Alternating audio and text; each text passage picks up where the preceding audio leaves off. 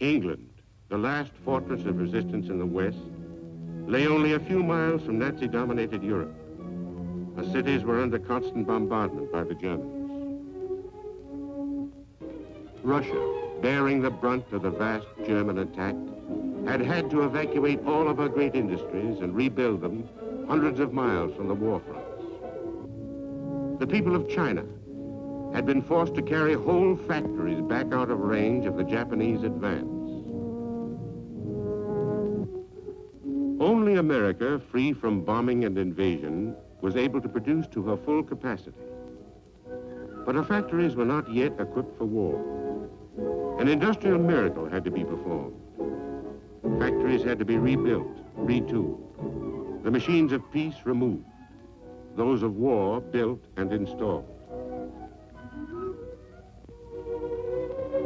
Men who had made automobiles learned to make tanks and planes. Men who had repaired watches now made precision flight instruments. Women who had been housewives learned strange new skills.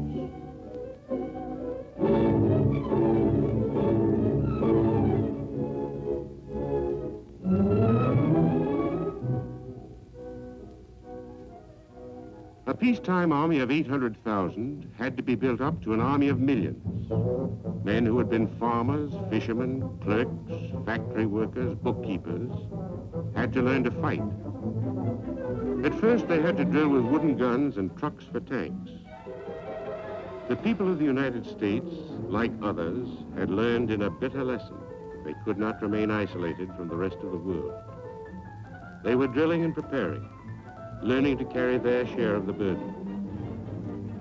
And the armies of the United Nations were growing. The Americans, the British and men from the great British dominions, Russians, Chinese, Czechs, Greeks,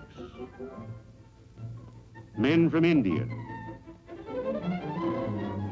free Norwegians who had escaped from Nazi-dominated Europe, Yugoslavs, Dutch, Javanese, Poles,